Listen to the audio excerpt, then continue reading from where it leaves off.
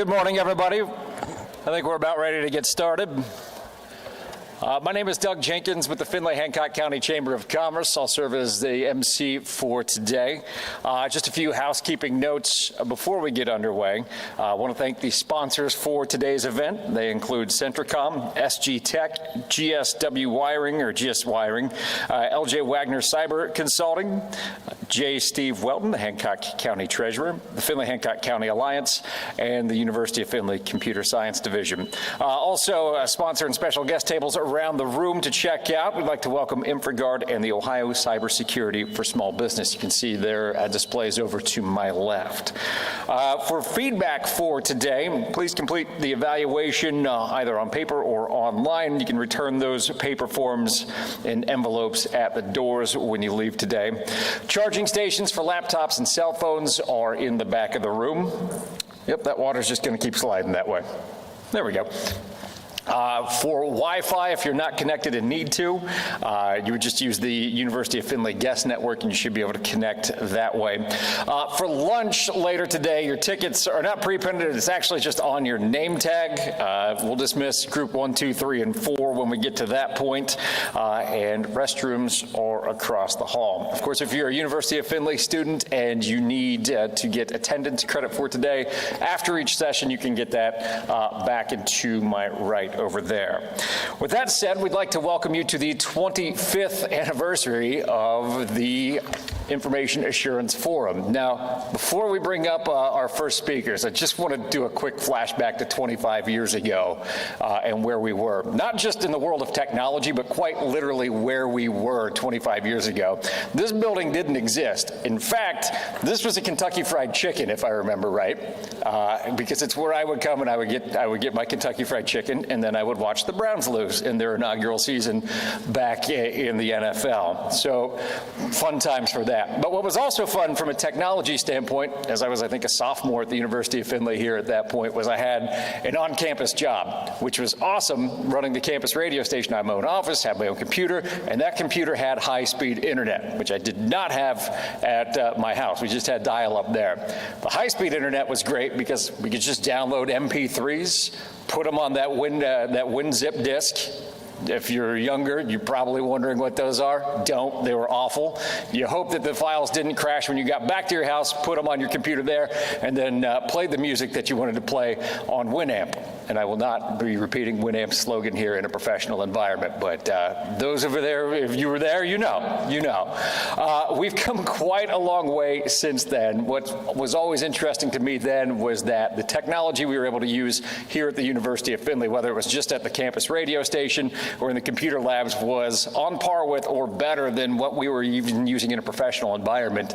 I know when I took my first job, it was a downgrade in technology from what I had used as a student here for 4 years. To think back to what technology was then, just getting out of the dial-up era into high speed, now if I want to, I can just turn my Christmas lights on with my phone from the stage here, is quite the leap forward in just a quarter century. So it is great to have you here to talk about what that leap in technology means, not only for the past 25 years, but the next 25 years going forward. So with that said, I would like to bring up members of our TIC committee to officially welcome you to today's event.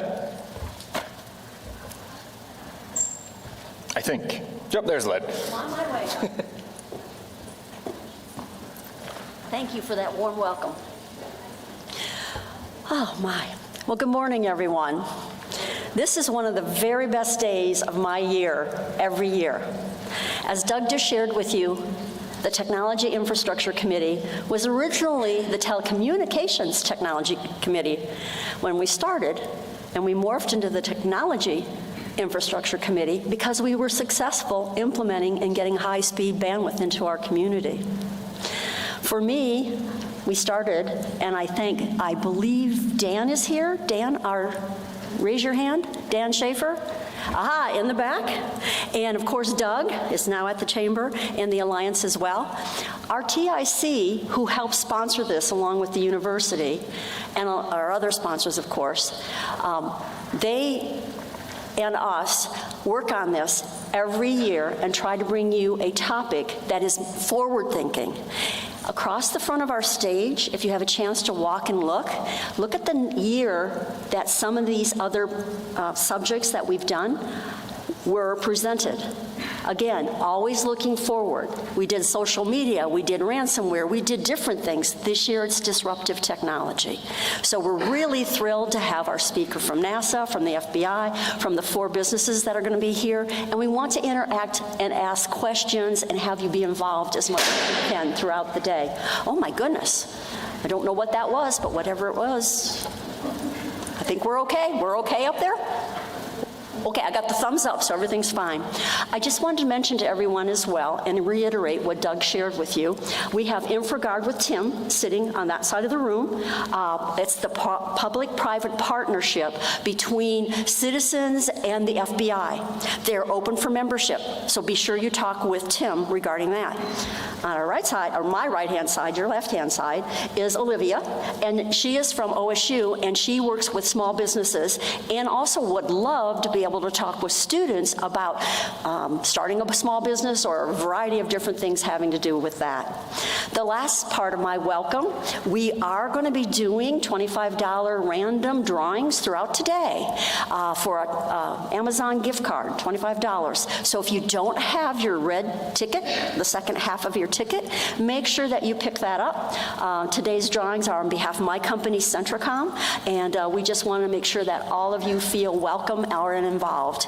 Throughout the day, we are going to be introducing you to each other, make sure you network, and we do want to make it interactive. We'll be wandering around doing Q&A with a microphone, so you'll have a chance to ask questions as we're moving through as well.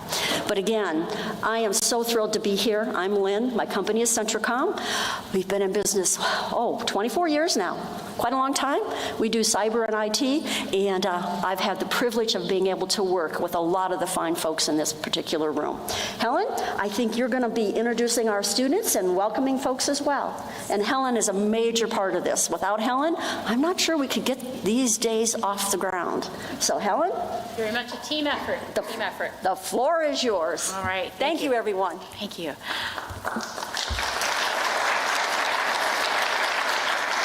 Again, a warm welcome to everyone here today.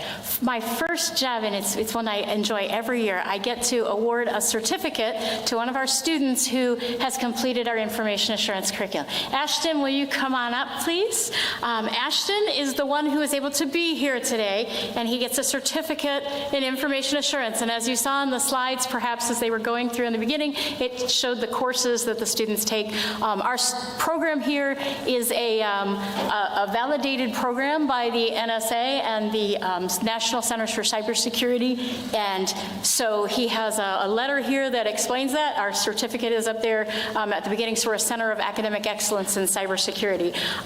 So Ashton, congratulations. And Ashton is working at Alliance Automation. He was actually working as an intern there while he was a student, and he presented at our forum last year. And so you can actually go find his presentation out there on UFTV YouTube. But he has been working there for, is it 4 years now? Almost 4 years now. And he has also started his own cybersecurity consulting company with another alum, right? So we're very excited to have him here today. Please take advantage of talking to him while he's here. Maybe you want to talk to the small business group as well. So thank you very much, and congratulations and good luck to you in the future. Thank you. Okay. All right. And the other 3 students weren't able to be here today because they are working and studying in master's programs and in jobs and that sort of thing. So as the slides go by later on, you'll get to see Keith and Curtis and Ori, so our other 3 students as well. My next privilege is to introduce our student speakers. I'm going to bring back, shall I bring you, Doug, you want to come and introduce them up? And so our students will be coming up to present their take on disruptive technology.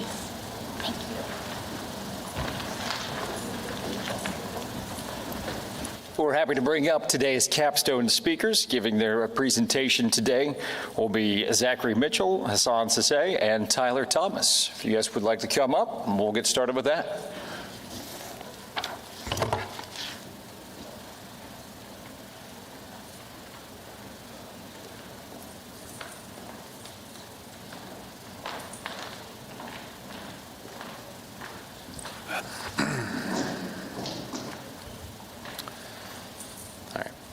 Good morning, everyone. Thank you for coming to the 23rd Annual IA Forum. Today we will be discussing disruptive technology and how you can innovate, secure, and question everything. My name is Zach Mitchell. Along with me today are Tyler Thomas, who will be covering 5G and bandwidth, and Hassan Sise, who will be covering Internet of Things, or IoT. I will be starting us off with an introduction to disruptive technology. So first of all, what is disruptive technology? Disruptive technology is an idea that radically changes either a business strategy or market, also while disrupting an existing one. So disruptive in this case means it takes the place of an existing product and is usually an improvement over similar concepts or ideas out there, like cars and planes being the main mode of transport over horses and overseas voyages, and giant computers becoming laptops and smartphones. These disruptions didn't take place overnight and potentially took decades or even centuries before they were implemented into the mainstream. Now, the word disruptive is usually portrayed as a bad, negative idea. The second definition on the right is actually how we are using it today. The first one is how you typically see the word used. Now, most synonyms for the context are not positive, or for that context are not positive, to say the least. We have up there troublesome, out of control, and disturbing, which fits with the typical use of disruptive. We will be defining the word disruptive as whether it changes how we live everyday life and whether it's a good or bad change. Now, like I said, it takes a lot of time and market shifts before it can be disruptive. Usually the lesser known things are actually more disruptive than what the product was originally built for in some cases. For example, the original car was not disruptive. It was expensive and was hard to learn how to use. The assembly line manufacturing, however, was disruptive since it allowed Ford to enter the middle-class transportation market and eventually supplant other forms of transportation once the Model T was introduced. The first iPhones were disruptive, but not for the phone part, as it was because they were a cheaper internet browser than a computer at the time, as well as being portable. So they actually disrupted the computer market. Once they were innovated upon and made cheaper and more accessible is when they truly became disruptive technology. Now, the theory of disruptive innovation is the process in which a product or service takes root at the bottom of the market, usually by being cheaper and easier to access. Then it moves across the market, gaining widespread appeal, then taking over the competition. This term was coined by Clayton Christensen, a Harvard Business School professor in the 1990s. And this phrase has become synonymous from Wall Street to Silicon Valley. Disruptive innovation isn't a breakthrough technology, rather it is making existing technology more accessible and affordable, like how Netflix became the giant streaming service of the early 2000s, taking Blockbuster's place. Netflix was able to make adjustments to their business, like no late fees, online ordering, DVDs, and streaming directly to your house. By 2010, Blockbuster had to file for bankruptcy, and Netflix was the undisputed king of on-demand movies and shows at the time. The reason? Disruptive innovation. Suddenly the DVD player, a more expensive and better video player compared to the VHS, was cheaper and more available. Blockbuster also wasn't used to online offerings or orders, and they had to stop offering VHS due to the demand of DVD at the time. All of this because of a switch in technology and a shift in the market. That's just one example of this process. And the red graph there, the dotted line, that would be Netflix. Oh, no, sorry. No, the dotted line would be Blockbuster, and the solid red line, that would be Netflix. And they eventually overshot Blockbuster, and eventually Blockbuster would have faltered off, and now they're not really around anymore. So there's actually 4 different types of innovation. We talked about disruptive already, and now I'll be going into the other 3. So sustaining innovation is where a product or service out on the market isn't truly disruptive, but is enough of an innovation that when worked on further, it becomes disruptive in a way. Like, for example, every year there is a new iPhone. Now, whether or not it's actually better than last year's is up for debate, but it's an existing piece of technology that gets new upgrades every year or so. Hybrid innovation is combining a piece of older technology with a newer disruptive one, such as hybrid cars or grain mills.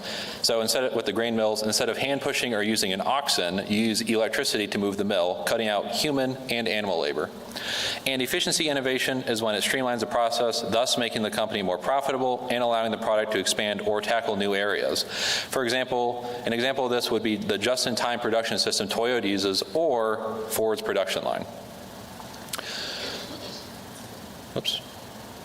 Now that we have covered different types of innovation, let's take a look at examples of disruptive innovation, technologies and innovations in history that's still used to this day. So, first one, there you go. Fire is arguably the oldest discovered technique or technology in human history, and still used to this day. We use it to heat our homes, cook on stovetops, and even in cars with the combustion engine, thus making it a hybrid innovation. Even in rockets and spacecrafts, using fire to lift off of the Earth, the fire consumes a fuel that allows it to burn for the duration of its exit. Now, engines and rockets are way more complicated than what I just mentioned, but just an idea to help you picture it better. Farming and agriculture can be attributed to humans being able to finally settle down and band together to make a community or city, allowing us to survive better. This could be called a sustaining innovation due to how it's evolved over time, particularly with water use and ease of tilling. Travel isn't really a technology, but means of transportation are. We have innovated from just walking around to horses, wagons, then ships and trains, and early cars, to planes, and now modern cars, planes, ships, and trains. We really have come a long way from those early days. Transportation can be seen as a combination of sustaining, hybrid, and efficiency. Electricity is a relatively new technology compared to the others, but is extremely important for the modern era. Just about everyone uses it, and just about everything runs on it. Without electricity, we would still be using oil lamps for light, open flame for cooking, and animal power for heavier machinery. We really owe a lot to Tesla and Edison. Oops, okay. The printing press is also another disruption, as it allowed the printing of books, but it had a hard time spreading outside of Europe, at first due to legacy scribes not wanting to lose their jobs, and the lack of demand for reading, and also it was extremely expensive back when it was first introduced. It picked up a lot when Christianity spread throughout the European area, as they could print a Bible en masse, and if you were a Christian back then, you were expected to have a Bible. Now, the Internet of Things have come a long way from the roots, which I'm saying the Internet of Things started when dial-up was first introduced to homes in 1992, as it was the first time that you could use the Internet in your own home, and it was connected to your phone. So you had to share the line, either the phone or the Internet. I'm sure a lot of you know that struggle. It is also a sustaining and hybrid innovation due to how now we have separate phone lines and separate Internet in our homes. 5G and bandwidth have allowed us to be connected all across the world. This can be attributed to a sustaining innovation due to the iterations of both bandwidth and mobile data networks. Okay. Computers are also a newer technology, but also extremely important as well. You probably had to use one just to wake up this morning, which was originally done by the rooster. They used to be big and bulky, taking up entire rooms and lots of electricity, but have now been innovated so that we can fit them in our pocket and they use minimal amounts of energy. At last year's forum, we talked about quantum computing and AI. Now, these aren't to the point of disruptive yet, but I could totally see them becoming disruptive once they have had more time and innovation. So, fun fact about computers, the president of IBM in 1940, Thomas J. Watson, reportedly said that he thought there was a world market for about 5 computers. But back then, computers were absolutely gigantic, so his assessment was not without logic. Now we can fit them in our pocket, and they have more computing power and storage than what we used to send someone to the moon in 1969. Tying into that, the internet can be said to be one of mankind's greatest achievements, allowing a vast wealth of knowledge, near limitless communication with anyone on the world, and potential expansion into space in no time. However, it is also our greatest enemy and potential downfall. The reason I say that the internet is our greatest enemy is due to the actual nature of the internet. Imagine a safe with cheese holes in it. And some are bigger than others, and you might be able to get a metal clothesline in so that you can manipulate the lock and open said safe without needing the key. Anything put onto the internet is not secure ever, period. You can mitigate the risks of data breach and cyber attacks, but any data will never be 100% truly safe. Mitigating these risks is what we do in cybersecurity, so how can we secure these disruptive innovations and technologies and innovations? Well, passwords are one way to keep our accounts safe online, whether it be banking, emails, or Netflix. However, within the last 10 years or so, multi-factor authentication, or MFA, has become more and more popular. And why is that? Well, just one form of authentication isn't truly enough. Bill Gates actually predicted the death of passwords in the early 2000s, and he wasn't wrong. Having one set of keys to protect your accounts makes it way easier for someone to hack into it, but having additional keys makes it way harder to get in. Unfortunately, it's not without flaws, as setting up MFA can be expensive and time-consuming, and for the end user, it can be troublesome and annoying to have to go through a rigorous login process every time you want to get on your email. There's also biometric security, like the face recognition on most newer iPhones, and fingerprint readers as well. Possibly predicting the future and knowing when to launch a product into the market can either lead to the downfall of your company or make you a juggernaut in the industry. Microsoft was very famous for their vision of a desktop in every person's home, and they were right, as we now have more than just a desktop in our home at any given time.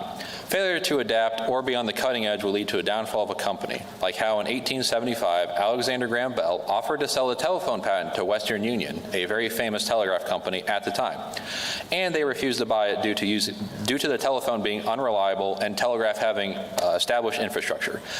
A few years later, and Western Union were scrambling to catch up with everyone else who was using telephone technology, but were unable to. They didn't adapt to the changing market, and now they do money transfers instead. Going into that, businesses usually use 5 basic steps for adopting an innovation. The steps are learning about the innovation, discussing whether or not it should be implemented into the company, then coming to the decision on if it should be rejected or accepted. And if it's accepted, then implementing it into the company and confirm that everything works properly. Business use case with its adoption will vary, but it will be used in some form or other. So, in conclusion, disruptive technology has been around for a while and will continue to innovate our lives for years to come. We've already seen how fast AI has swept over the internet to the point of not being 100% sure if something online is generated or not. That's just the power of disruption. In 5 years from now, it'll be seen as normal to the masses. We just need to be more careful before we release disruptions to the public sometimes, as they can have lasting impacts, like what I just mentioned with AI. However, these technologies will be disruptive. How these technologies will be disruptive is up for the future to decide and depends on how the market shifts, of course.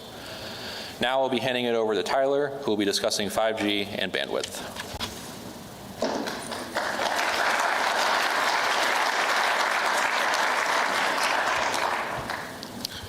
Hello, everybody. My name is Tyler Thomas, and I'll be talking about 5G and bandwidth. Now, what is 5G? 5G is the 5th generation of wireless cellular technology, offering higher upload and download speeds, more consistent connections, and improved capacity more than previous networks. Now, you may be wondering, what makes 5G different from its predecessors? From 1G's basic voice calls to 2G's digital networks, which introduced SMS and basic mobile data, 3G made mobile internet browsing and video calls possible, while 4G revolutionized the mobile experience with fast data speeds for HD streaming and gaming. Now, 5G offers even faster speeds, ultra-low latency, and greater capacity, enabling real-time applications like autonomous vehicles, smart cities, and advanced IoT networks. It's designed for a connected future, supporting not just communication, but also industrial automation and innovations in healthcare and transportation. Now let's take a look at where 5G has been disruptive the most.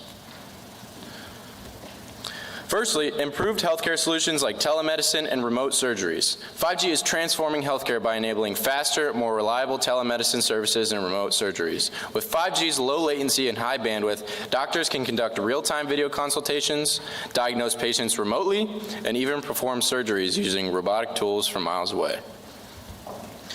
Secondly, smart cities, which indulge in enhanced infrastructure, traffic management, and public safety. 5G plays a critical role in smart cities by providing vast networks of connected devices. Its high-speed connectivity allows real-time data sharing for improved traffic management, reducing congestion and accidents. Enhanced infrastructure monitoring ensures quick responses to issues like power outages or road repairs. Thirdly, education benefited by increased access to online resources and learning tools. 5G enhances education by providing faster, more reliable access to online resources and interactive learning tools. Students can engage with immersive virtual classrooms, participate in live video lectures, and download large educational content instantly. This is especially valuable in remote or underserved areas where traditional internet infrastructure is lacking, ensuring that all students have equal access to quality education regardless of location. While 5G promises faster, more reliable connectivity, not everyone will benefit equally. The digital divide refers to disparities in access to this technology, particularly for low-income and rural communities. Also, deploying 5G in rural areas poses significant challenges due to high infrastructure costs and lower population density. Finally, as 5G connects more devices and critical systems, it also introduces greater cybersecurity risks. Now, what is bandwidth? Bandwidth refers to the amount of data that can be transmitted over a network in a given time, and it is crucial for 5G performance. The higher the bandwidth, the more data can flow through the network, allowing faster speeds and smoother connectivity. Now, let's take a look at some examples of bandwidth. First is virtual reality and augmented reality. VR and AR applications in gaming, education, or healthcare require high bandwidth to render immersive real-time environments. For example, a surgeon using AR to visualize complex procedures in real time needs a steady, high-speed connection without delays. 5G's bandwidth can provide smooth, uninterrupted VR and AR experiences, making these technologies more practical and widely usable across industries. Online gaming. Online multiplayer games like Fortnite or Call of Duty that you may know require high-speed, low-latency connections. 4G networks may experience lag due to limited bandwidth, but 5G's increased bandwidth can handle massive data exchanges in real time, providing a smoother, lag-free gaming experience. With 5G, gaming can become seamless, even when playing graphic-intensive, cloud-based games on mobile devices. Now, watching a movie on Netflix requires a lot of bandwidth, typically around 25 megabits per second for smooth streaming without buffering. 5G's greater bandwidth allows multiple users in a household or city to stream 4K or even 8K videos simultaneously without experiencing slowdowns or interruptions. With 5G, high-definition video content can be streamed instantly, even in crowded areas like stadiums or concerts where 4G would struggle to keep up. Finally is remote work and video conferencing. With more people working remotely, video conferencing tools like Zoom or Microsoft Teams are in high demand. 5G's higher bandwidth enables ultra-high definition video calls with multiple participants, reducing issues like poor video quality or call drops that occur on 4G due to bandwidth constraints. Professionals can collaborate effectively without worrying about technical limitations, even when connected to the same network. Now you may be wondering, who is leading the charge when it comes to 5G globally? Countries like South Korea, China, and the United States are at the forefront of 5G adoption. South Korea has extensive nationwide coverage. China is rapidly expanding its 5G infrastructure, and the US is pushing for widespread deployment through private and public partnerships. These nations are leveraging 5G to drive innovation across industries like healthcare, transportation, and manufacturing, positioning themselves as global leaders in next-generation technology. As you can see in this graph, in 2022, the 5G infrastructure market was worth $9.1 billion. As of today, in 2024, the market is up to $15 billion, which is a rapid increase within only 2 years. That value in 2032 is expected to peak at $229 billion, which is a mind-juggling 40% growth rate in only 8 years. The rollout of 5G varies across countries due to differences in regulatory frameworks and technology standards. For example, Europe has a more unified approach to the EU, while the US takes a more market-driven, decentralized approach. Some countries also favor specific 5G technologies, like China's preference for homegrown Huawei equipment, while others restrict certain vendors due to security concerns. These differences impact the pace and nature of 5G adoption worldwide. 5G technology is expanding rapidly across the globe, with countries like South Korea, China, and Japan leading the way in deployment and adoption. These nations have made significant investments in 5G infrastructure, aiming to transform industries and pave the way for innovations in IoT, smart cities, and AI-driven services. Countries like Germany and the UK are also advancing quickly, with widespread 5G availability in major cities and emerging in more rural areas. In the United States, 5G accessibility improved rapidly, especially in urban areas where all major carriers provide extensive coverage. However, in rural and remote areas, coverage is still limited due to infrastructure challenges, leaving many regions reliant on 4G.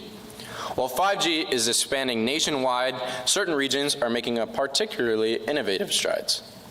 Let's take a look at Ohio. Oh, there we go. Let's take a look at Ohio, which has become a focal point for 5G development in the Midwest. With strategic investments in cities like Cleveland and Columbus, Ohio is not just adopting 5G, but pioneering its integration into healthcare advancements and research partnerships. These developments are creating a robust digital infrastructure, positioning Ohio as a leader in leveraging 5G for transformative technologies that can boost economic growth and modernize urban services. 5G has significant geopolitical implications as countries vie for leadership in this critical technology. The control of 5G infrastructure can influence global economic power and cybersecurity. Nations like the US and China are competing not only for technological dominance, but also for influence over global 5G standards and supply chains. This competition affects international trade, alliances, and even national security, as 5G is expected to underpin much of the future global economy. While 5G is just now scaling globally, research into 6G is already underway. 6G aims to bring even faster speeds, enhanced AI integration, and new applications like holographic communications and smart cities. It will support hyperconnectivity, linking humans, machines, and environments in ways we can only begin to imagine today. 6G could further enable breakthroughs in areas like remote healthcare, immersive entertainment, and quantum communications. To realize the full potential of 5G and future technologies like 6G, continued investment in research and infrastructure is crucial. Building a robust network infrastructure will enable seamless connectivity, especially in underserved regions. At the same time, research is key to developing new applications and technologies that can leverage these advanced networks. Supporting innovation and ensuring accessibility will shape the future of connectivity, driving economic growth and societal progress. Now I will be handing over to my good friend Hassan.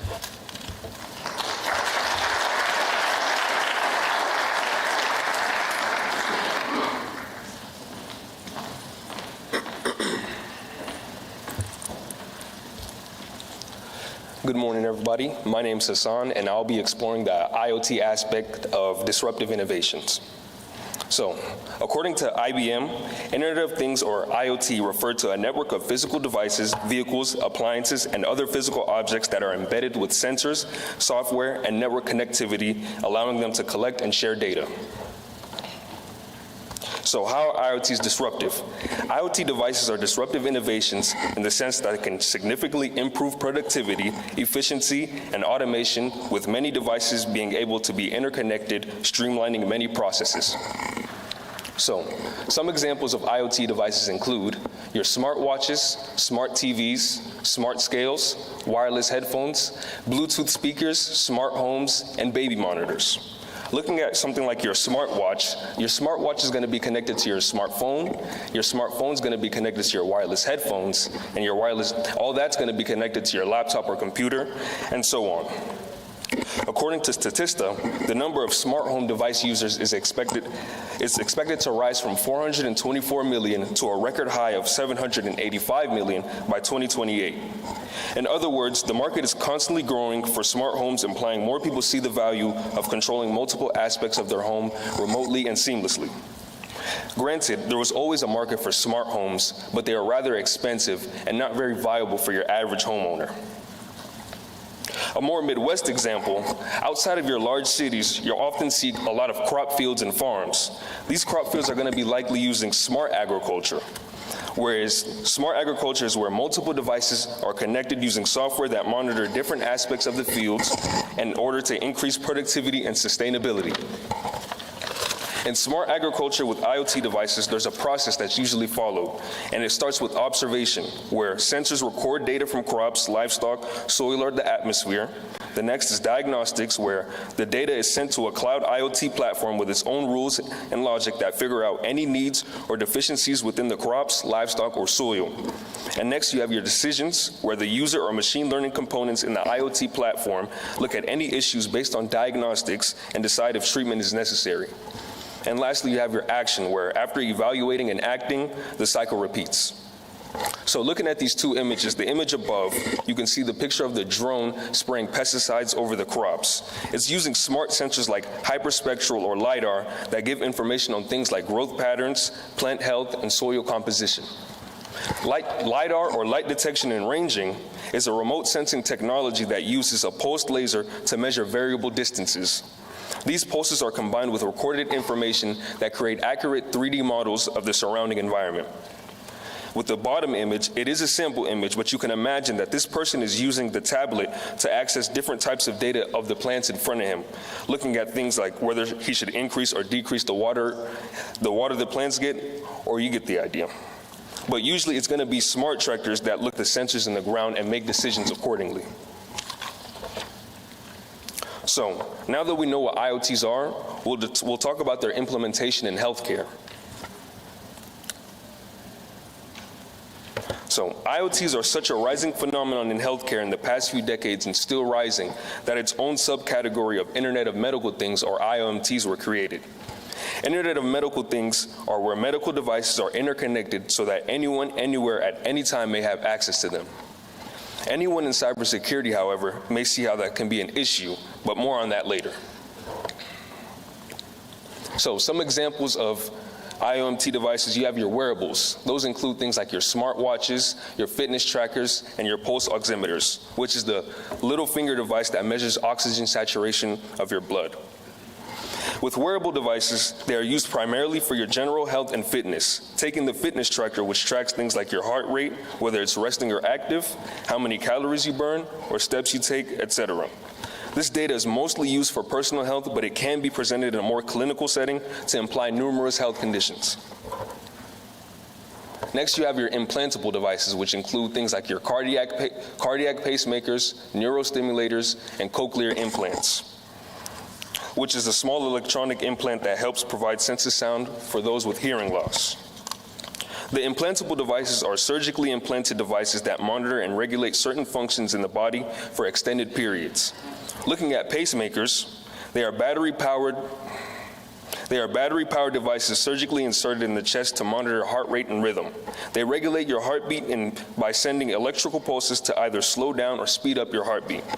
Before pacemakers became a disruptive innovation, methods like cardiac pacing or percussive pacing were used. This involved monitoring and manually thumping the heart in order to regulate the heartbeat. Over time, this principle was evolved to the early pacemakers, which did the same thing, to the now more efficient pacemakers we have today, which are minimally invasive, last years on end, and can track diagnostics.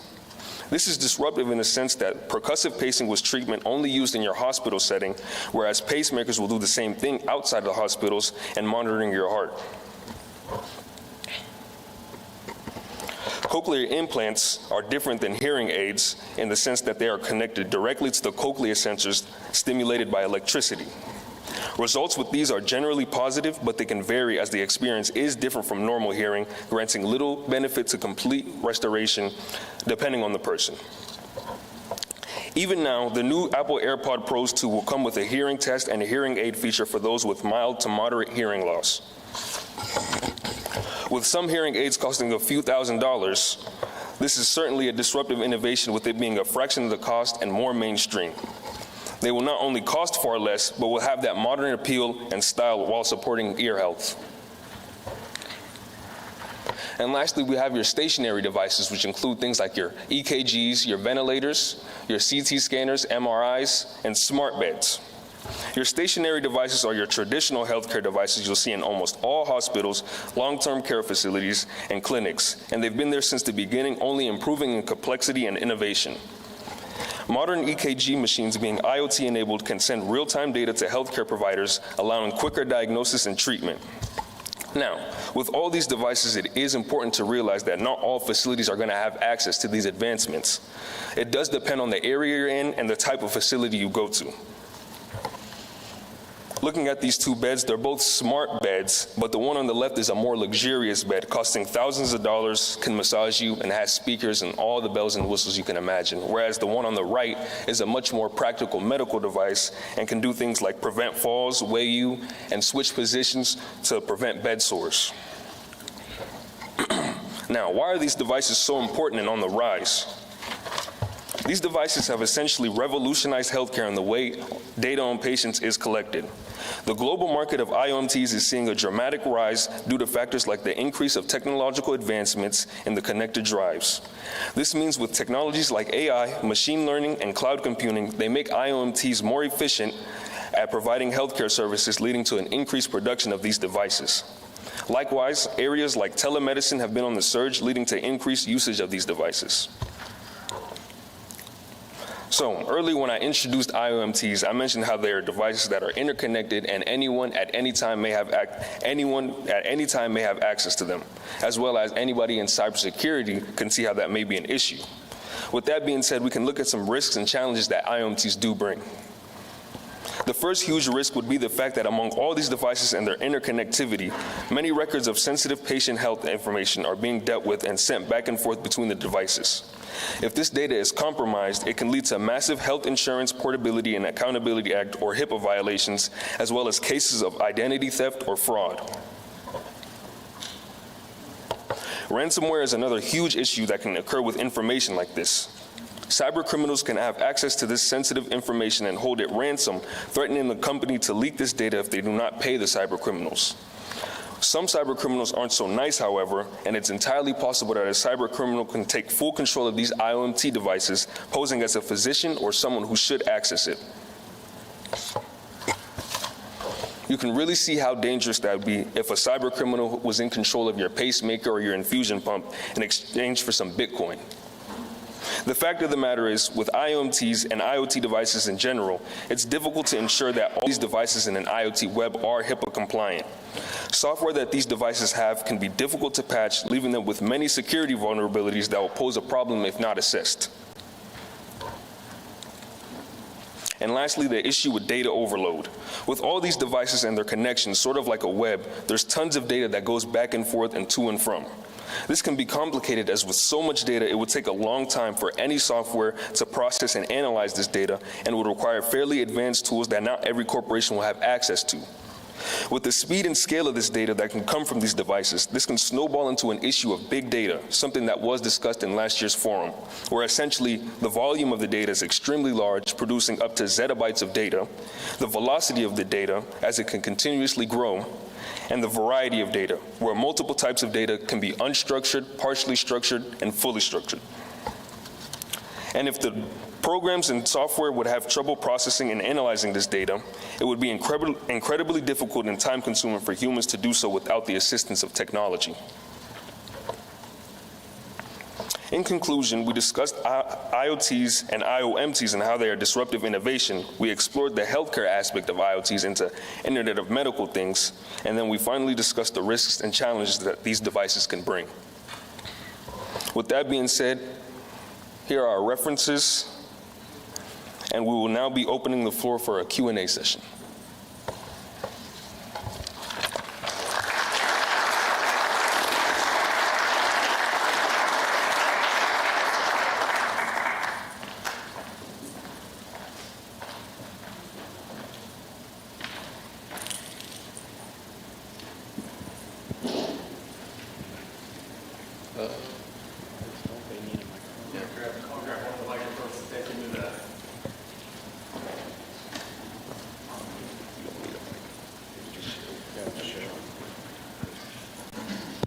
There we go. Does anybody have questions? All right, we'll head to the back here.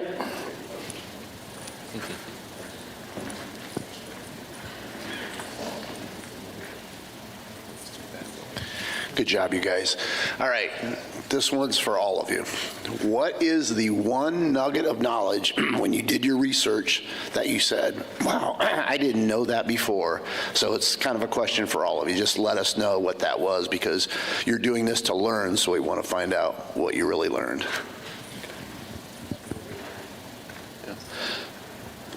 So for me, at least, it was kind of just learning like when you put disruptive and technology together, what it actually means. Because like I said, usually disruptive is, a bad connotation. But, when you put disruptive along with technology, it can actually mean kind of like just something that changes our lives. So learning that was probably the first big thing that kind of opened my eyes to this whole thing. That's for me, at least. what I would say, what I learned is, just looking at any new device that comes out, it really opened my eyes to its innovation and how it can serve what's going to happen in the future. Like iPhones, the new iPhone and the AirPods that came out, I didn't know that it had a hearing aid feature or a hearing test feature. So seeing that companies innovate these technologies to provide a sense of relief for the future is really important. So I'd say that's the biggest thing that I did learn. For me, the biggest thing that I learned was I knew 5G was it was being implemented pretty much everywhere around the US, but I didn't realize the global aspect that it had and the competition for it, like in the global aspect between like countries like South Korea, China, and Japan and all that. Because I thought we were doing well with implementing everything, but I didn't realize it had an impact on things like supply chains, for example. I didn't realize it had an impact in those things. I think also the fact that the infrastructure costs, that caught me off guard because I thought 5G was being implemented almost everywhere before, but through my research and everything, I noticed that in underserved regions that it's not, and it's actually hard to get it in there because of those regions not being able to afford it. So, yeah. Good job. Thank you. Other questions?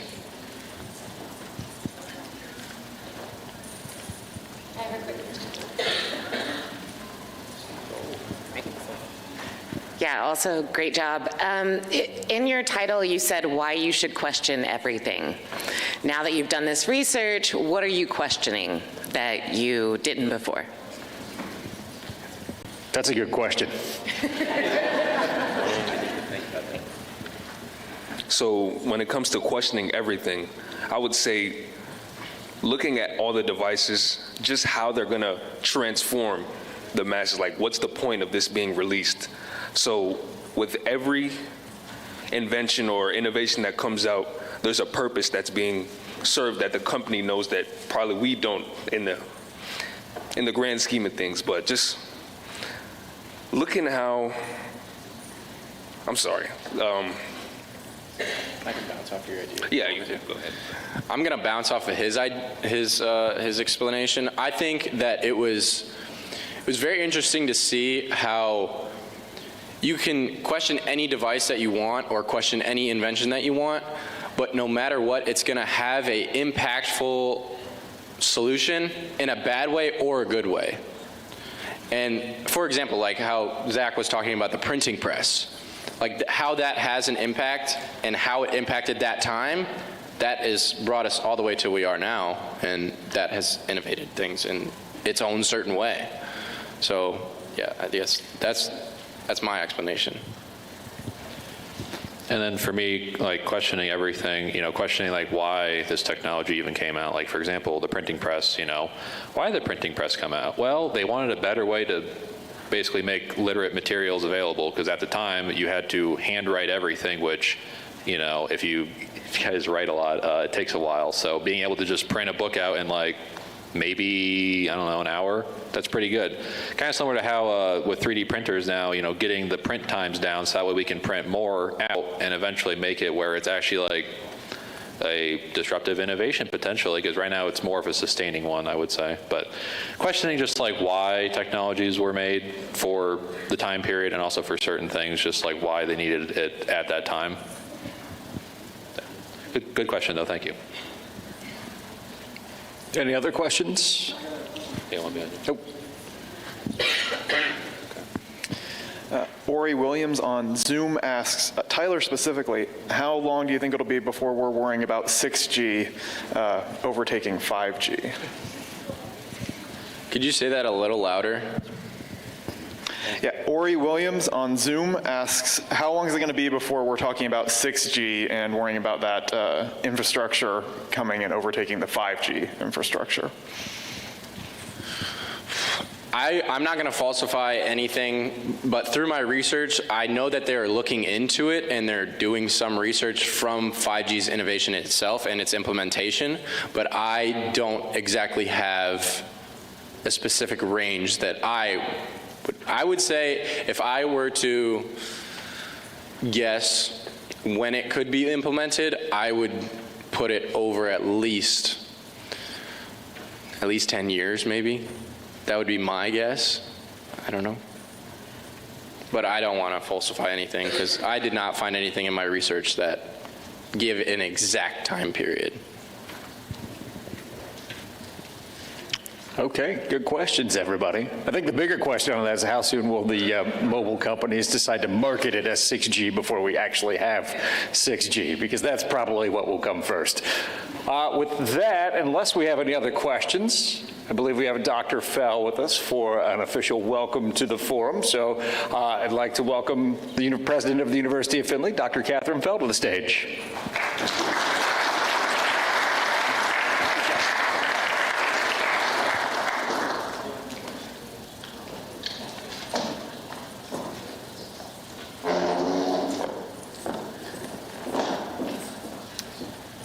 Well, I'm very proud to have gotten here in time to hear 3 of our outstanding University of Findlay students offering you their learning from their research. I like examples of what we do best here, and that is enable students to move to meaningful lives and productive careers. And thank all of you for being part of this conference. Welcome to the University of Findlay.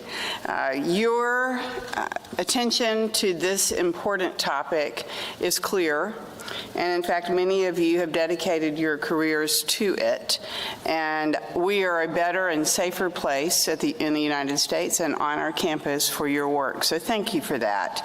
Welcome officially to the 23rd Annual Assurance Forum hosted by the University of Findlay. 23rd, that's longer than I've been here, but maybe not longer than some of you have been making this happen. So thank you for your good and loyal work. We appreciate our sponsors today. You'll see those names listed in your programs. Could not do this without you. Thank you, sponsors. And if we were to go back 23 years to the first agenda of the Assurance Forum, we would not be able to find it because we've been looking for it. Does anybody have one? Helen has one. Well, next year I'll refer to that one, but the earliest one we could find in my office, obviously we didn't go to the right office, Helen, it was 2015, and the focus of that forum in 2015 was the Internet of Things, are you secure? The keynote speaker that year discussed that only 25% of organizations have a defined digital strategy. It is amazing how far we've come, how far we have wanted to come, and how far we have been forced to come in this arena.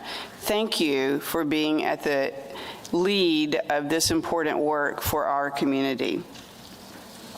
Today's focus on disruptive technologies tells the story and makes clear the importance of the work you do and the new research that is happening every day.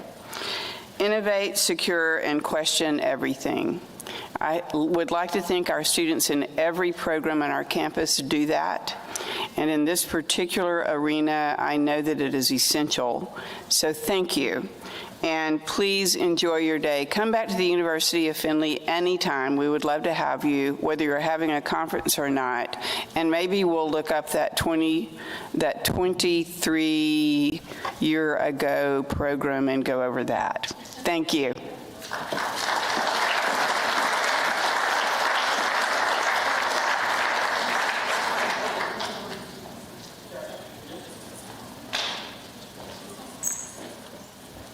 My favorite part of emceeing this is when Lynn asks me if something is okay, as if I'm in charge of the forum and not just talking. But we have a drawing for... We'll do our first of 8, and it's for a $25 Amazon gift card. Does everybody have their red ticket ready?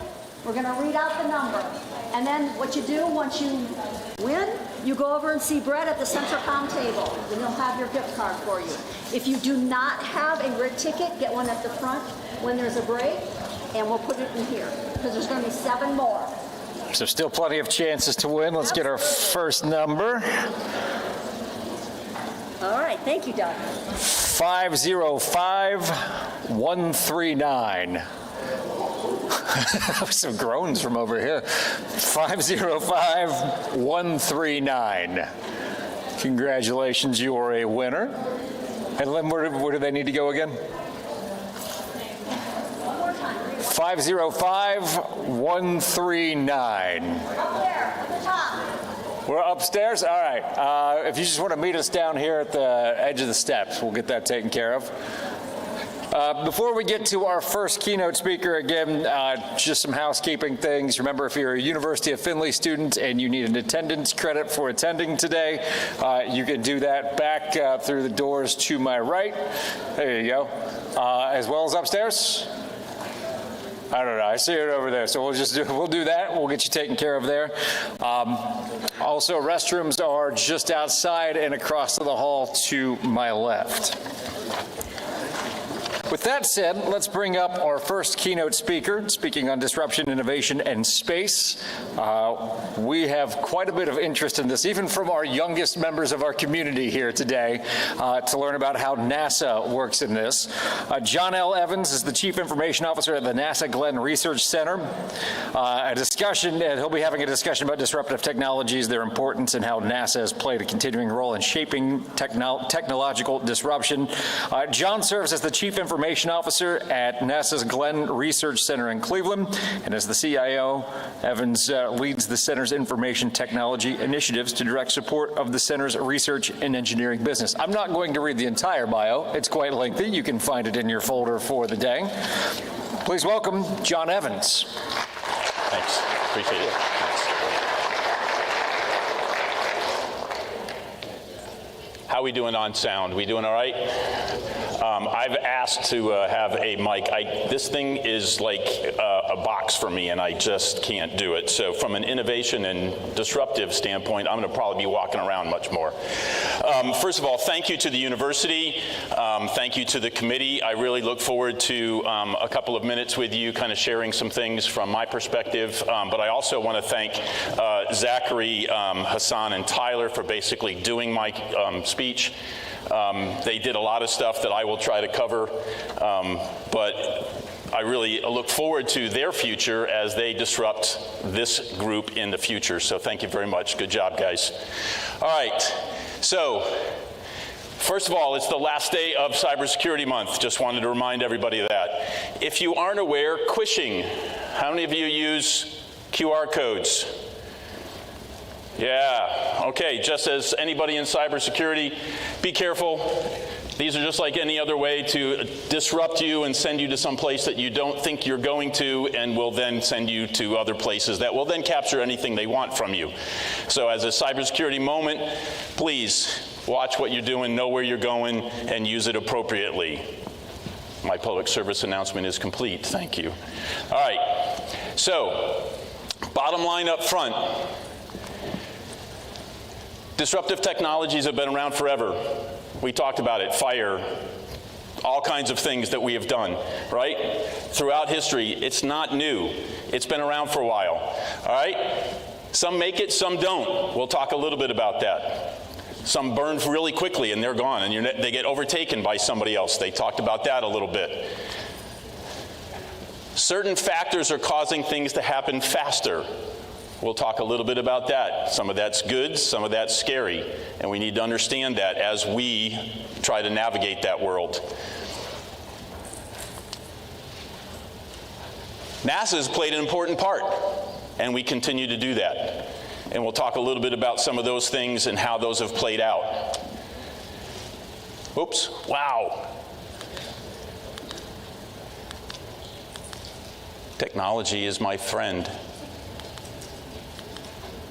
But there are things to be cautious about. That's really one of the things that I want to really spend some time on. All right, so now, slowly moving forward. So we had some friends define it for us. I want to add a little bit to that. Disruptive technology is a term used to describe a product, service, or concept that significantly changes an industry and can have a ripple effect on society and the economy. All right, how many of you guys recognize any of the things on that chart? Yeah, how many of you had a Betamax? How many of you felt that was a superior technology? Yes, and now it is nothing but a dead weight. And people had to get out of that. I had a brother-in-law who had a whole library of Betamax tapes, and they are no longer useful. So those of you who knew DHS or now DVDs, this was a predecessor and a much better technology that got overtaken. You guys talked about dial-up, America Online. Many of us in this room had to deal with that wonderful sound that knew we were getting online. It is no longer a part of it. Windows Mobile, that was a predecessor. Windows put out a mobile device, mobile operating system. It was immediately discounted and moved aside. Apple came out with a great new product, and off it went. Blackberries, how many of you had a Blackberry? Yeah, government official, I had to have one. All right, they are now no longer forgotten. So these are things that we knew about, and they were very disruptive in the environment and led us down a path that we are now taking off and moving from. It's 1960s. Okay, some of you young folks, the upper left, that was your first mouse, by the way. That was where the mouse began. Most of you are now don't even know about the integrated circuitry, how small it has gotten, how important it is in every device that you are using right now. As well as that silly little thing, that magnetic stripe on the back of your credit card or whatever. Well, now that you tap, you don't have to do that. But the magnetic stripe, 1960s. Those things have really disrupted how things happened. The ability to swipe a card rather than having to put it in a thing and swipe something across it. The young people in here are just going, what are you talking about? But those are the things that disrupted the technology. The tap is another one that you don't have to worry about as much anymore. But here are some things that kind of lead us down that path. How fast things are now moving. On the left, you have landline-only homes in the blue. Look how long it took to get to 80%, 1900 to 1960. Mobile phones, 1980 to maybe 2000. The speed at which we are taking things from its first introduction to a global use, 5G, hugely important in how we adapt and move in this world. Things are being brought on board. You can't really see too many of those things, but those are most of the household items and how fast they have gotten there. Telephone again, refrigerator, radios, computers, and the internet. 1990 to basically 2005, it's just off the charts now. So a huge speed at which we are now moving from what we used to know to a whole new way of doing things. So these young people in the room, they have a set of beliefs and a set of standard that is way different than mine. They grew up in an age that had much of the things that I saw start with the little wooden mouse, and now I can do my finger and I can do all kinds of things. It will actually track my eye. Those are things that they are growing up with, and they will take for us and innovate past that. Hugely important, the speed at which these things are happening. This is from a gentleman that I knew at NASA Langley Research Center, Dennis Bushnell, probably one of the smartest people I've ever met in my life. But I will tell you, as smart as he is and as much as he was talking about new technology, he printed out every piece of paper I've ever seen. He printed it out. Oh my gosh. We had to get him his own printer. The extraordinary compilation, storage, and availability of truly massive amounts of information could, when combined with AI and under the mantra of big data, greatly improve many of our technical and commercial processes and their content, including elucidating new heuristic governing laws. A couple of our guys talked about it, big data. So from a NASA standpoint, we're trying to put people on the moon to get back to Mars. Actually, getting back to the moon to put people on Mars. Get those mixed up. The amount of data that we are collecting on a daily basis to try to do that is humongous. And then using AI and other technologies to be able to put some of that into context for us is hugely helping. And that is the only way we're able to compile some of the stuff that we have done since the first time we shot a rocket up to the moon to now, and where we want to go with that to go farther. So it is causing us to have bigger pipes, bigger computers, faster computers, the AI portion, and all kinds of other things to push to understand what implications it will have when we try to go there.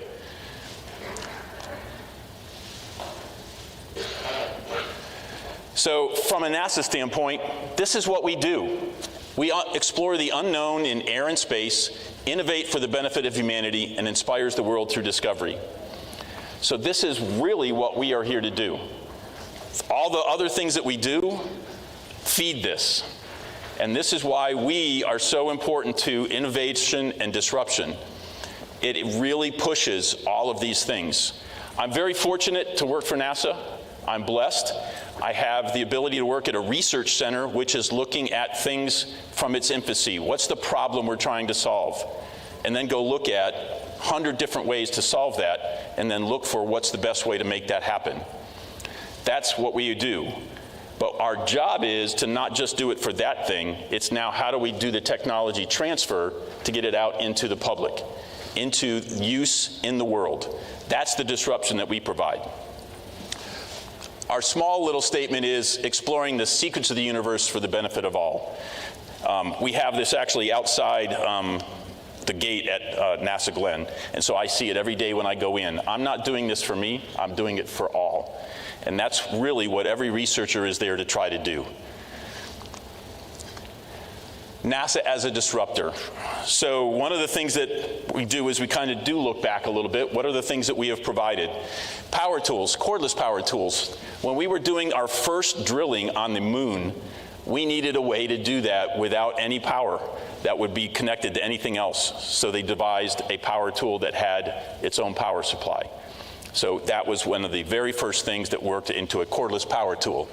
Flat screen displays. We had to have ways to make that happen on board devices and on spaceships, and so we had to make sure we understood how to do flat screen displays. Deep Space Network. How many of you know we just did our first transmission of 4K video up to the International Space Station? It was one of the biggest things that we've done from that standpoint, from a networking capability. Imagine 4K capabilities from the moon to the Mars. Not easy at this point in time. We are designing the internet of space, basically, is what we're trying to do right now. So we are having to understand how to make that happen. The bottom one, of course, memory foam. Our very first astronaut seats, they had to understand how to make sure that they could be comfortable and safe to manage the G-forces that they were going to go under. That was where memory foam got its first start. So these are some of the things that we had to figure out. Why do we need them? But then how do we get them into the public use? So the technology transfer is really an important part of that.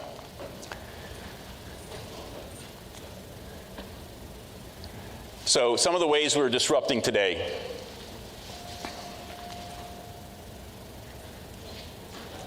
And first one, and I'm probably going to go through 4 of them now. So advanced manufacturing design and materials. These are new methods to design, but also to analyze and to fabricate. So 3D print is one way. So imagine trying to figure out if I break a part when I'm on the surface of Mars or the moon, how do I go get a part? I can't just go down to the AutoZone and get a part. I might need to be able to manufacture that, but it has to be able to withstand the environment, the stresses, the strains, so the material that is used, we're innovating new ways of doing 3D print with new materials. So how do we do that? That's through some of the research that's going on right now. Many of you may have seen some of the new wheels for moon buggies and things like that. There's a new shape alloy that has been developed at NASA Glenn for the tires that will have to be able to sustain themselves on the moon surface with the dust and everything else that's there. We have used that technology transfer to basically build a no-flat bicycle tire, so it's the same type of thing. Very innovative way of looking at that. So fabrication and design and analyzing. Artificial intelligence and machine learning, the volumes of data that we have are enormous, and we need that to be able to understand. We need AI and machine learning to be able to understand a lot of it. We have 10 different centers. We have researchers and scientists. They are all generating data. How do we compile that? How do we know that somebody in California at the Ames Research Center who's working on a particular activity, along with the guy at NASA Langley Research Center and the researcher at Glenn Research Center, they might be working on the same thing? We need to be able to mine that data to make sure we're not doing something that is not in keeping with what the other person has found. And we need to be able to search that data and understand it. Autonomous systems. So I thought about how many of you have heard of the 7 minutes of terror? Oh, wow, that's awesome. So now you have some research to go do. Go do a YouTube search on the 7 minutes of terror.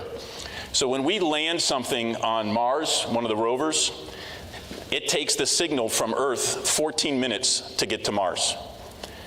So when that thing is going into the atmosphere, it takes 7 minutes to get to the surface.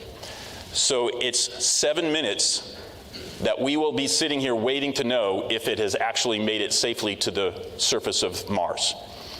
And there is a whole set of things to get through that atmosphere that have to happen autonomously. It is not for the faint of heart. You need to go watch 7 Minutes of Terror. It's one of the best ways of thinking about how we have innovated to make something land on the surface of Mars. You have a tether system that drops it down because you've gone from 100,000 miles an hour down into 200 miles an hour with a parachute. Then you have to drop it down with cabling. That cabling gets released. It lands. You have to wait 7 minutes to know that it's gotten there.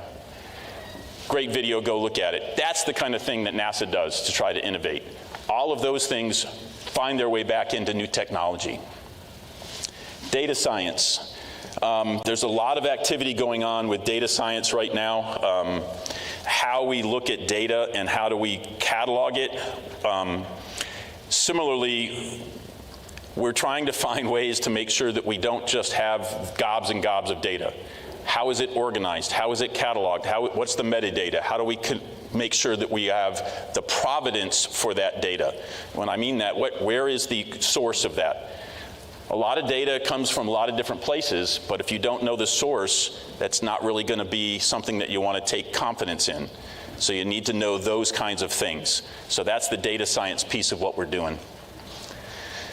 Distributed systems. Some of these were talked about when you think of IoT.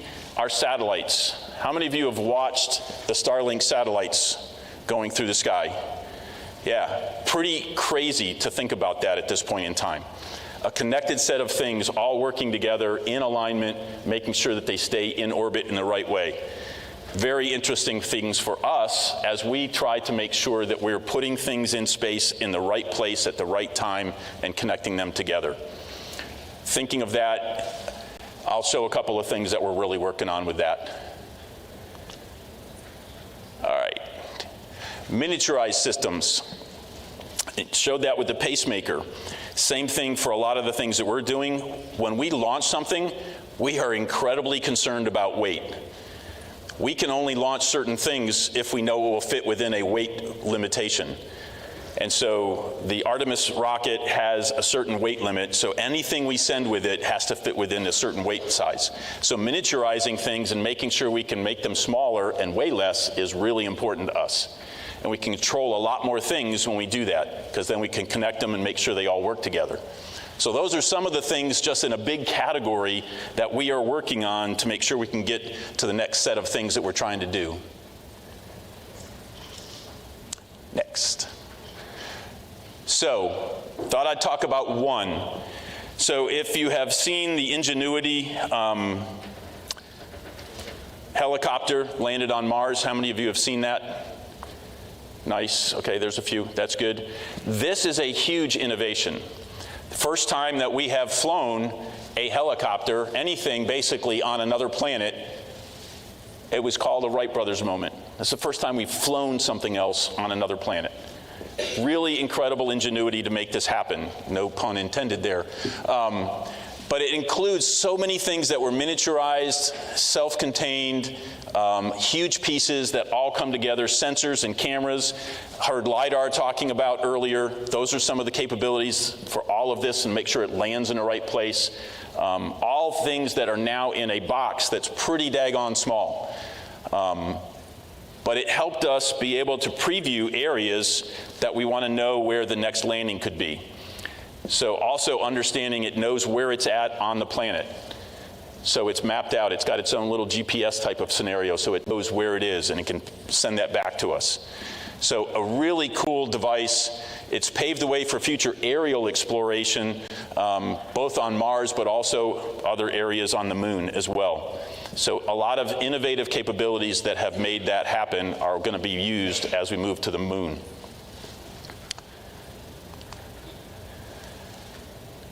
Next one. James Webb Space Telescope. Anybody go to the James Webb Space Telescope picture of the day? It's another website that we have. It's really pretty cool. Talks about all the different things that it's seeing. But when you think about that, the James Webb Space Telescope in and of itself is a huge disruptor. It moved us light years in a different direction of how telescopes are made and what they can see and how far back they can see. For me, even as a NASA person, just thinking in my mind that a telescope can see back in time is a whole different mental shift for me. And so thinking that a telescope is going to be able to help us understand the origin of many things is a huge disruptor to my brain, never mind to how we think about what we're going to find out from it. But these pictures that it sends back reveal completely unexpected aspects of our universe and forge additional questions that we get. So our researchers are looking at these pictures, and first they're in awe, but then they go, what the heck is that? Why is that there? What did that, I don't remember seeing that before. What does that mean? What does that look like? That to me is at the basis of innovation and really looking forward as a disruptor. It's those questions. And how do we build the answers to those questions? That's the important piece of how to move these things forward.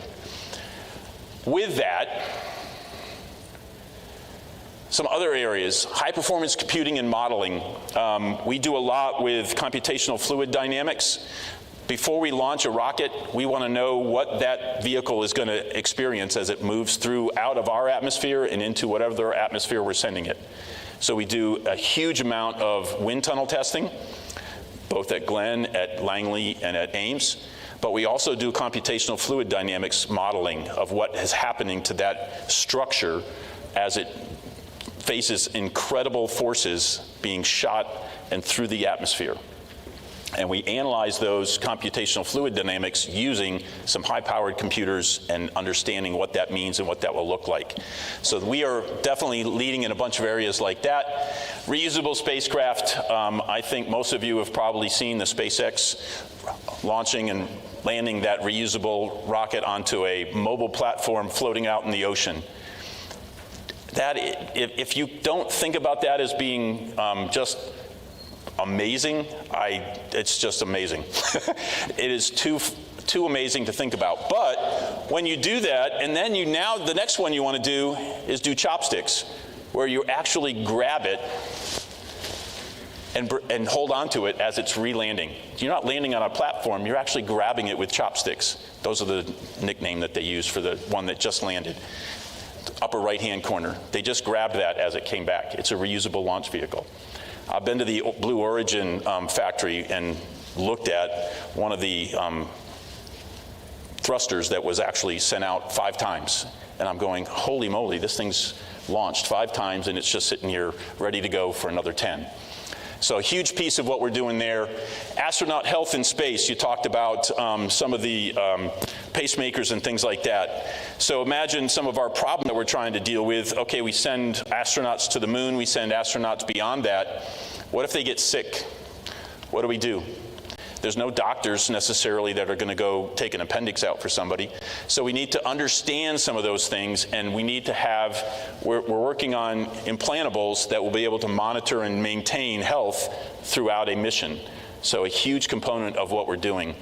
And even those small miniature devices, they're using things like AI and other intelligence to make sure they understand what's happening with that astronaut as they're going.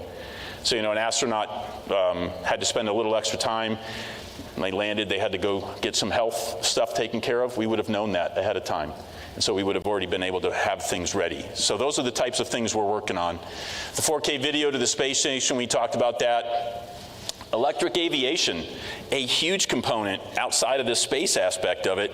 We are doing incredible work with batteries as well as the electric aviation, basically to reduce reliance on fossil fuels, but also sound and all those types of things. Our efforts with a sonic boom softening airplane to be able to go from coast to coast much faster without disturbing those underneath and dealing with a sonic boom, that is being looked at right now as well. So lots going on in that. And then huge piece, okay, we get people to the moon. How do we get them power to do what they want to do? We have to be able to generate it basically up there. If you haven't remembered, there's a dark side of the moon. How do we get power to that dark side of the moon? And so we're working on the generation of power for the surface of the moon and then how to distribute it along those same lines. No small task, but that much of that is going on at NASA Glenn here in Cleveland. So, all right, a couple more things. Some challenges that come along with that. All of these things in disruptive technologies, one of our core tenets in NASA is safety. And so we have to make sure, and I was talking to the young lady down here, you need to test things before you send people up, right? So before you go to space next 10 years from now, we're going to make sure that we have tested things out to make sure it's safe. And so all of these innovative disrupting technologies, they might be really good, but unless they can do it safely, we can't use them. Because our first and foremost is making sure our astronauts get where they need to go safely and come home safely. Lots of folks think it's great to launch them. The most important thing is bringing them back. That's really where it stands. All right. Privacy. You talked about HIPAA. Some of these disruptive technologies really challenge how much data is being shared and what kind of data that is. One of the things for us, a lot of times, and kind of with the 5G thing as well, we are in competition. And so the privacy of what we are developing is really important, and making sure we are leading in that technology and keeping it here where we need it. So privacy and a lot of different factors. I talked about the provenance of data. That gets to the integrity of that data, so I know it's not been tampered with or changed. So that's another piece of that. The next one, cybersecurity. So being able to, so imagine you're down at Kennedy and you're trying to launch the next vehicle and there is a cyber attack and it changes the trajectory of where that rocket's going to go. That's a real problem for us. So we have a huge responsibility to make sure that we are doing everything in our power to make sure that cybersecurity is primary in making sure we launch correctly, it goes where it's supposed to go. Oh, by the way, just even the data related to the trajectory software is something that people are going to want to know for nefarious reasons. So we have to be very careful with all of our data, all of our software, and all of our how we manage that, our networks. Talked to a few folks about networks back there. You can hide a lot on a big network. So making sure we understand where things are. Intellectual property, I talked a little bit about that. So a lot of what we do is brand new, and there are innovations that would love to be used for things that we aren't really happy that they would be used for. So the intellectual property, we have a lot of partners that work with us. So a lot of contractors, a lot of other companies that work with us. We need to make sure that when we are exchanging data between them, we know that there is intellectual property in that, and how do we secure it, and how do we make sure it's properly maintained. Huge piece of what we do, and as we innovate, we have to find new ways to do that. Some of the discussion earlier, and one of the questions, it made me think about, and I think the president actually said something about the first strategy documents. Many of us believe that as soon as we put that on paper, it now is old and is now outdated. And it needs to be relooked at all the time, because how much things are innovating, that strategy is now old. We need to make sure we're moving forward with what that looks like next. Technology, the challenges that it brings in and of itself are things that we aren't aware of. How many of you have been to a gas station maybe that you used to insert your card to, and it has a little thing that says, be careful, that card reader is, or the little tape on the thing that says it's been protected? Those card readers are things that really concern a lot of folks, because the technology enables them to have a very small card reader that they can lift that data off that magnetic stripe and pull everything they need to know to make sure that they can then use your card for something else. So the technology comes with all these other challenges. The cost. I didn't hear that in any of your guys' discussion, which I was interested, or maybe I missed it, but the cost of some of these things, 5G as it moves forward, it's costly to move some of that into places where it hasn't been before. And some of the cost associated with these challenges make some things not last in the environment. So we have to understand, how do we do this cost effectively, but also make sure we're taking care of these other pieces. My last comment is really from an ethical standpoint. You guys had a nice conference last year on AI. Huge part of ethical related to that. Think of cybersecurity as it stands now. Think of cybersecurity in an AI world. You put one line in a wrong algorithm, what is that car that is self-driven going to do? We've had this conversation probably many times. You have a person in a tree. What am I going to hit? What is the car going to decide in an automotive standpoint? So just need to think about, from an ethical standpoint, a lot of these things that we're innovating and we're disrupting into the marketplace have an ethical background now when we get into AI and all kinds of other things. Machine learning, we're now giving that machine some capability. What do we want it to do? And looking at cybersecurity with AI gives me pause from my chief information officer standpoint. All right, with that, some of the takeaways, get back to disruptive technologies have been around forever, and they'll continue to influence us in new ways. They just always will. That's what makes us human beings. We're looking for the next thing. What can it be? And some make it, some don't. And that's okay, because we learned something from the one that didn't. And there was a reason it didn't.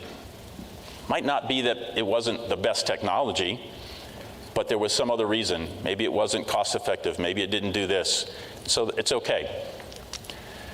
Certain factors are causing things to happen faster and will drive different and interesting outcomes.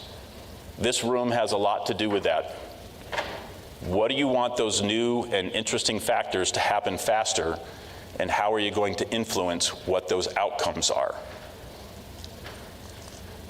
NASA's played an important role in the past and continues to do so into the future in all facets of our lives. Most of them you don't even know exist. We have technology has been transferred into industry, and they have taken that and put it into products that you use every day. That's the beauty of, I feel, working for NASA. I affect everybody in every day in life that they don't even know about. It's great. But there are challenges. We need to address them and be careful of how they can affect unintended consequences. With power comes responsibility. You give a machine the capability to think, that comes with responsibility. We need to make sure we understand how to do that well. I'll take questions if you're interested, but other than that, thank you very much. Appreciate it.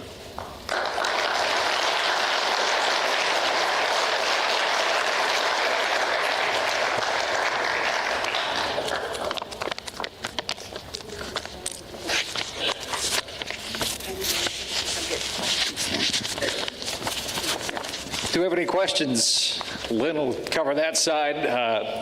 I'll head back that way. Doug, I have a question. Oh, Yes. no. Oh, Lynn's going to start it off. Yes. Oh, all right. I'm sorry. I needed the microphone right away. Now, John, you talked about Starlink, I believe, in Yes. what you mentioned. Yes. I'm really curious how NASA works with private folks like Elon Musk, or don't you work with him at all? So I mentioned we have a lot of partnerships. It has been part of our strategy from a NASA perspective to partner with folks to move to the moon and to Mars. If you would look at our Artemis Accords, we have signed the Artemis Accords with tens and 20, 30, I can't even remember the number, we just signed some recently, with countries. And so we are looking to try to do that at every chance we can. So yes, we partner with all of them and anyone that is willing to partner with us, but usually it has parameters. And so there are things that we will work together on for specific reasons, but there are general guidelines on how we would do that. I have one follow-up question. Sorry. No. I have lots of questions, but I You won't. give her a mic. I won't monopolize. You got it. You got it. Working in space, I mean, it's a vast area. How do you coordinate so that everyone understands what everybody else is doing and there's no conflict? I mean, Yeah, I didn't talk about, that's a great one. So I'll just talk about space junk.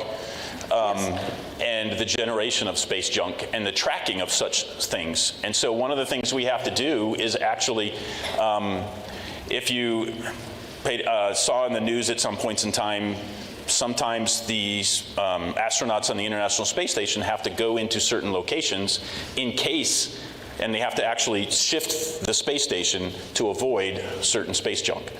So we are coordinating on trying to understand launch and why we would launch at certain times. It's harder to do that with some of our competitive countries, but some of our partner countries, we're very much aware of that and understanding and partnering with them on that. But tracking space junk is a huge piece of what we do. Every time we launch something, reusable launch vehicles is a huge piece of reducing that. And so that's one of the nice things from that perspective. I don't know if that answers your question. Okay. thank you. Thank you very much. Others?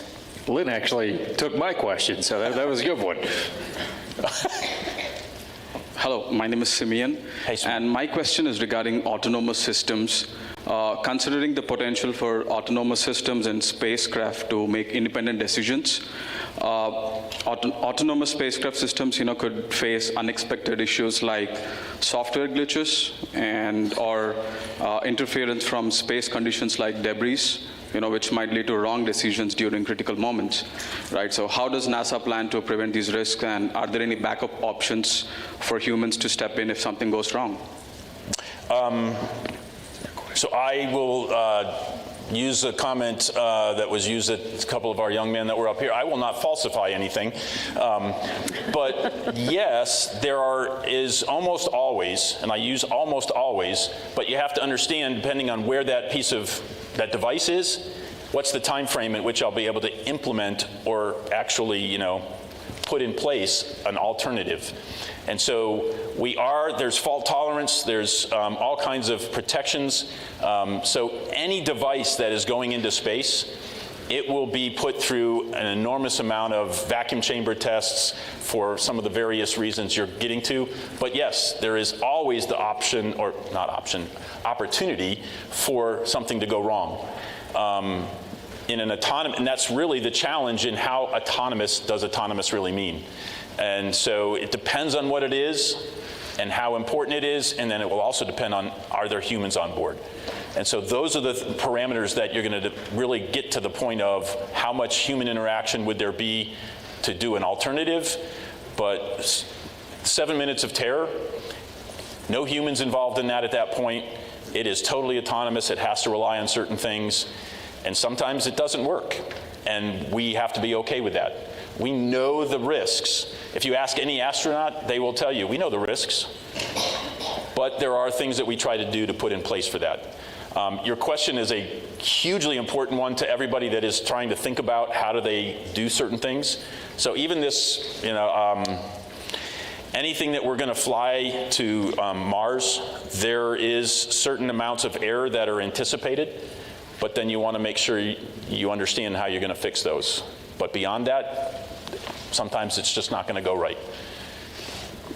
We have a lot of things that have landed as darts.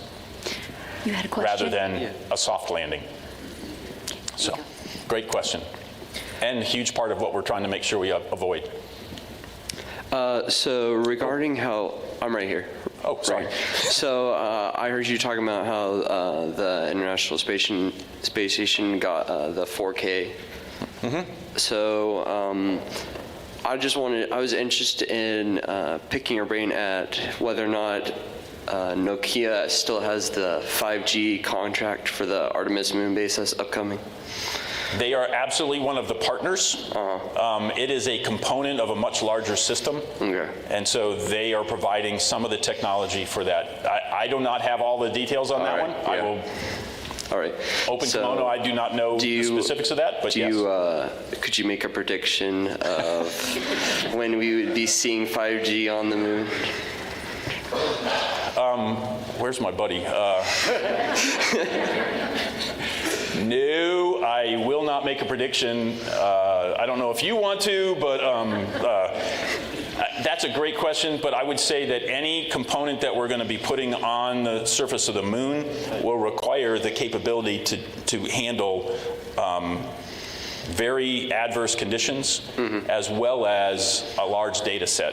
Yeah. And so I will not call it 5G or 6G. Yeah. I will call it a communications capability that will be able to meet the requirements for the surface of the moon at that point in time. All right. That's as far as I'll go. Okay. I've been trained really well to say we will meet requirements. Yes, sir. With SpaceX recently planning to release around like 5 uncrewed man to Mars, I'm sorry, I missed you. Sorry. With SpaceX planning to possibly release like 5 uncrewed spaceships to Mars around that area, mm-hmm. and you guys' recent innovations with Mars as well, mm-hmm. what is your guys' plan to kind of keep up or stay aboard with SpaceX in that way, or are you guys working? Let me I will continue to use the word partner. Okay. There is nothing that SpaceX or NASA is doing that is not in conjunction with others. And so they are utilizing some of the very technologies. They're launching from our facilities. And so it is a partnership on how we're going to go there. Anything that they do will advance the technology, and we are very much in line with that and want to make sure that we are leveraging anything that's learned from that and how we get there. So we are a partner in going there. And then also with that kind of, you have speaking about how you want to get people home, how you want to get the astronauts home and things like that. Do you guys use more of simulation aspects and things like that to kind of work with getting people home easier and better? Yeah, so absolutely there are, we use anything and everything to make sure that we're looking at any possibility of an anomaly or things that would make it not happen. We are either doing that through simulation, again, high-end computing that allows us to run thousands and thousands and thousands of those simulations. Absolutely, we're doing all of that. Yep, great question. Leo, did you have a question? Has anything with AI, say in the last 2 years, changed how you guys work? Or were you ahead of AI and people like me are just now hearing about it? So if you'll remember, well, I can't speak to that. That's classified. But I would say you got to remember we're a government agency first and foremost, right? And so we're part of the executive branch. We follow any direction that's provided to us. And so we are following government direction as much as we have to and can. We are staying in tune with everything that's happening from an AI research capability. And we are utilizing, I wouldn't say we were out ahead of it. We were certainly aware and keeping track of it. And how we use it is much different than maybe how everybody else is using it. And so that's about as much as I probably can say. But yes, we were aware of its presence for quite some time. So I don't know if that answers your question, but close enough? We've got one over here. Sure. Hello, I'm Vincent, and my question is based on your role as a CIO. So I want to ask some questions about information assurance. And could you share any the recent experience that you tackle with? It's very tricky, any kind of tricky cyber attack, or because it's saw a lot of news, which is somebody notify NASA that your system has some problem, and maybe information reveal so at that time could you pick a tricky example, and what kind of way you deal with this, and who involved with this, and what kind of command and strategy you tackle with this? Yep. I'm trying to compile everything you asked in that question. What I took away is, from a cybersecurity standpoint, information assurance, what are we doing in order to kind of maintain that capability? Is that a fair of what you're looking for? I just want to ask, could you share the most tricky, real case you faced so far? But it's not really confidential. Honestly, no, I can't. Yeah. And part of the reason for that is, as any cybersecurity, the more you expose your inner problems, the better your folks that are trying to exfiltrate you would understand what to do with that. What I will tell you is, I was just mentioning to the Ohio State folks, our chief CISO, security officer, was presenting to the NASA leadership, the administrator, everybody, just yesterday. Think of it this way. Why do you rob a bank? That's where they keep the money, right? So NASA has a ton of data, information, technology, everything. We have to protect that from the same standpoint. We have infiltrations that number in the billions, 10 billion every day, that knock on our door from folks that are looking to get in that don't belong inside the door. And so we have to put up the proper amounts of defense to provide protection from that.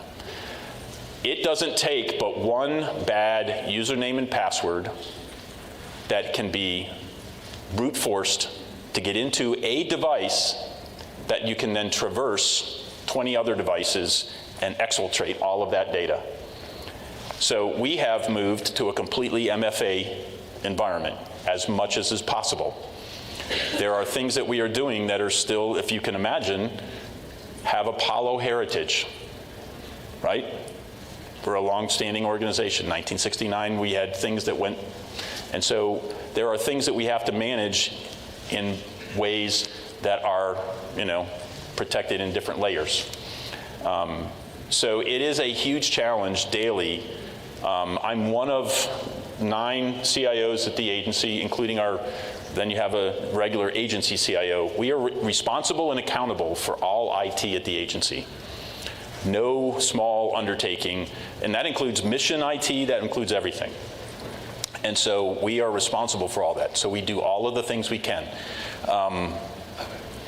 Think of it as insider threat, think of it as those outside.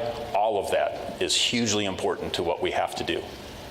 I don't know if that answers your question, but I will not, a whole different talk about giving specifics about any of those types of things. But I think of it as one bad username and password can really cause a lot of damage. Hello. Okay. So this is not really a electronic or cyber question. That's even better. So you mentioned using like batteries and such like that to replace fossil fuels. Is there any other like biofuels that you guys are looking at? I'm clearly not a computer science major. I am a chemistry major, so this is why I'm interested. So the other thing for me is I'm one of 18,000 NASA employees and 18,000 more contractors on top of that. So I do not know every piece of information. I would say that yes, we are looking at every possible fuel type, fuel capability, both chemically and otherwise, on how to use things to make sure we can get what we need to meet requirements and move to the next step. If it doesn't weigh as much, if it's cost effective, we're in looking at that. So just think, batteries weigh a lot, so they're not going to help us launch necessarily, but they might help us get from LA to New York more economically or more clean. So. We have a question from the online audience. With so many new innovative and disruptive technologies coming out, how does NASA decide what to pay attention to and what to bet on for the future? Wow, you guys are asking me like NASA, like I have all that capability.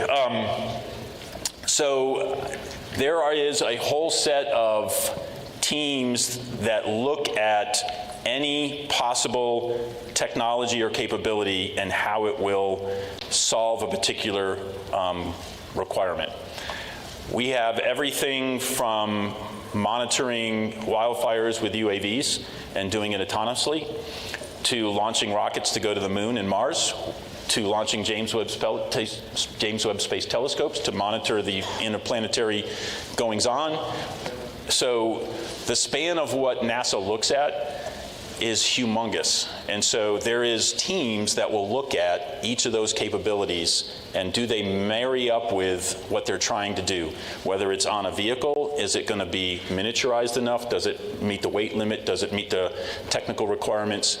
Is it going to provide the right kind of image at the right resolution? So each of those teams that are looking at a particular problem to be solved will be looking initially at what those requirements are and how any technology will solve that problem. So there is no one person that's going to be able to make that call. Doug, do you have someone over there? Do we have one more from online? Yeah. Okay. You mentioned several times working with partner companies. Can you talk about how that might work with intellectual property rights and challenges there might be there? Yeah. So I'll give an example. So we do wind tunnel testing, and we have some of the only types of wind tunnels that do certain testing in the world or in the country, at least. And so you have individual companies that will want to come in and do testing in that facility. 2 days after that, you might have a competing company that wants to come in and do the same type of testing or different testing. How do you manage the data that group that first came in, which is very intellectual property to that other company, how do you manage that with another company coming in at the next day? So we have to be very good about our processes for data, for secure testing, for how we're going to manage intellectual property, making sure it's protected and only gets to those people who need it. But I will tell you, collaboration isn't easy. If you are University of Findlay and you go try to do a Teams meeting, it will probably work as long as it's on that platform. But trying to share data in between different companies and different government organizations, or DoD, it's challenging. Everybody has their own system, they have their own protections, they have their own, gateways. So how do you do that? There's a lot of planning that goes into any of that intellectual property maintenance, but that is hugely important to us, and it is why we are a trusted partner, is we take care of that data and we make sure if they come in for that testing, they're the only ones that get that data. So it is a huge part of what we do. I think we have time for one more question, but I believe, John, you're going to stay around so folks can ask questions after. When you ask like that, Lynn, how can I say no? Please. We'll even provide lunch. Sold. So we have time for one more question, and then Sure. we'll break for lunch. Oh, you can go. Actually, yeah, let's. Oh, okay. Thank you. All right. Do you use any virtual assistants like Siri, Alexa, or something like that? Me personally? At NASA. Me personally, no. I guess I shouldn't say none. Out in my workshop, I have a pod that I will play music on, but it doesn't connect to anything else. So I want to make sure I got your question correct. So do we use any of the commercial products? That's why I want to make sure, because what I heard you say is commercial products. Mostly any type of virtual assistants, like how you can ask the virtual assistant question and it works for you or something. So the AI question definitely coming into play. And so those are things that, because we're a government agency, we've had to be very careful how we utilize and manage. But yes, they are absolutely becoming a part of the environment, and will absolutely be how a lot of our agency in the near future uses some of the tools that we have. So that's about as far as I want to go with that one too. We have one But yeah. Lynn, I think you've got one more. One more, Yep. and then we have to break for lunch. Yep. And then we'll have our next speaker. So please go ahead. Hello, my name is Lam Ho. I want to ask a question. Do you know Neil deGrasse Tyson's one of the famous astrophysicists? I don't know him personally, no. Well, I just know him because he's saying when you stimulate or calculate the directions of the spacecraft, it's not a direct straight because you have to calculate the speed of the orbit and the cell's rotations of that star. And like, how many times you guys have to run that stimulate to so you can predict and plan to come to that destinations at the right time and the right place? So I would say that I'm not going to be able to give you a number of times that we run. I would say we run them enough. And I would say we've gotten very good at it. We can land things on other planets within a certain amount of space. We can bring them back to Earth in a very specific location. So when you think about landing a reusable rocket on a floating platform that's a pretty precise landing. And so we've gotten very good at it. We have folks that in NASA are known for what's called entry, landing, and descent. And so understanding those parameters, that's their forte. And that's what they do. And that's why we love them, because they make it happen. But yeah, they run them, depending on which planet you're going to and all kinds of things, as well as when you're doing it, they know all those parameters and they will run those simulations. Yep. Thank you. Okay. All right, that's all the time that we have for questions. John, thank you very much. Thank you. John will be around for a few questions as well. I think with all those questions, it's just great to see that there's still so much curiosity and interest in space travel, and we appreciate you talking about that today. It is time for lunch, Lynn. Yep, I think we're going to take a lunch break for about 5 or 10 minutes, and Mr. Gerfen's here from the FBI, and we'll be hearing from him. So right now, if you didn't get your red ticket, get your red ticket. Go out and enjoy some lunch. I think we're releasing by number. Is that right, Doug? That's correct. So on your name tag, you'll have a